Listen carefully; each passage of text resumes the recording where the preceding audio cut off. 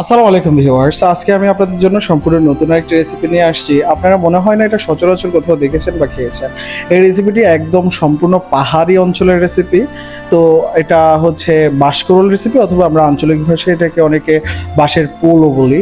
তো আজকে আমরা আপনাদেরকে দেখাবো বাঁশের পোল কিভাবে রান্না করলে সুস্বাদু হয়। চলুন ভিডিওটি স্টার্ট করি। এই বাঁশকরল বা পোল খুঁজতে খুঁজতে আমার যে কি হয়রানিটা হয়েছে যা বলার বাহিরে। যাই হোক, তারপরে আমি খুঁজছি, বাড়ির পিছনের অনেক দূরে চলে গেলাম, রাস্তা দিয়ে হাঁটতে হাঁটতে অনেক দূরে চলে গেলাম, তারপরেও খুঁজে পাচ্ছি না, যদিও আমি খুঁজছি। তারপরে আমি আপনাদের সাথে একটা ইন্টারেস্টিং সাবজেক্ট শেয়ার করতে চাচ্ছি এই রেসিপি নিয়ে। সেটা হচ্ছে, আমি রেসিপিটা শিখেছি বলতে রিসেন্টলি শিখেছি আমি আমার মায়ের খালার থেকে। তো যার জন্য অনেক হয়েছে, মানে আমিও খুব এক্সাইটেড যে আসলে এই বাঁশের রেসিপিটা কেমন হয়, আমি নিজে কিভাবে করব। তো আমার কথা হচ্ছে যে আমি আজ থেকে 1-1.5 বছর আগে গেছিলাম ওদের বাসায়। তো ওরা এই রেসিপিটা আমাদেরকে করে খাওয়াইছে। ফার্স্টে তো আমি বুঝতে পারিনি এটা কি ছিল, জাস্ট ওরা আমাদের সাথে শেয়ার করে নাই, পরে খাওয়ার পরে বলছে যে এটা বাঁশকরল ছিল। তো হ্যাঁ, রেসিপিটা খুব মজা হয়েছে, অনেক টেস্ট হয়েছে।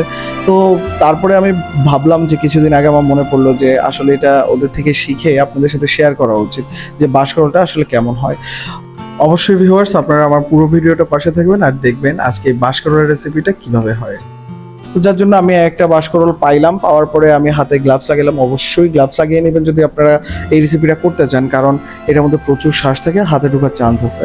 তো তারপরে আমি একটা চাপাতির সাহায্যে কেটে নিলাম।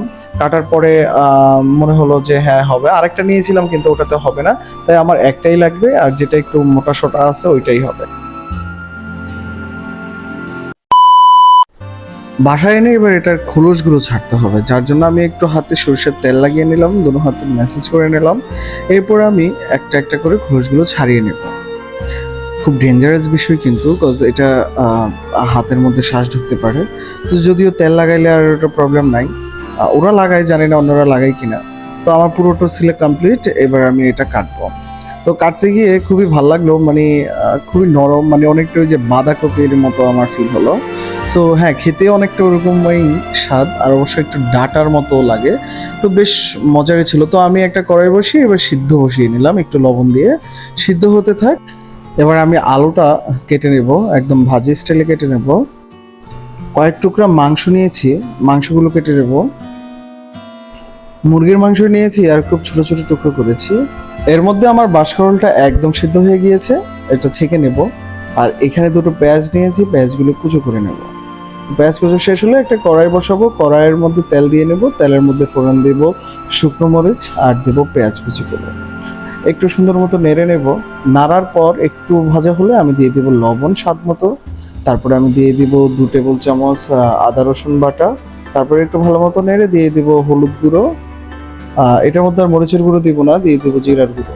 এবার আমি এর মধ্যে ছেঁকে রাখা বাঁশকরলটা দিয়ে দিব, একটু ভালো মতো নাড়বো।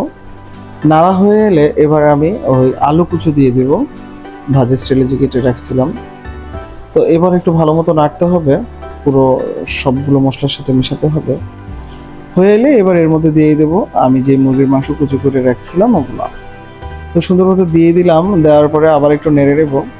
আমি কিন্তু পানিটা একদম শেষে দেবো, পানিটা এখন দেবো না, একটা ঢাকনা দিয়ে দিলাম।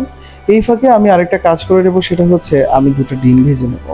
একটু তেল দিয়ে আমি 2টো ডিম ভেঙে দিয়ে দিলাম, দেওয়ার পরে অল্প একটু লবণ দিয়েছি।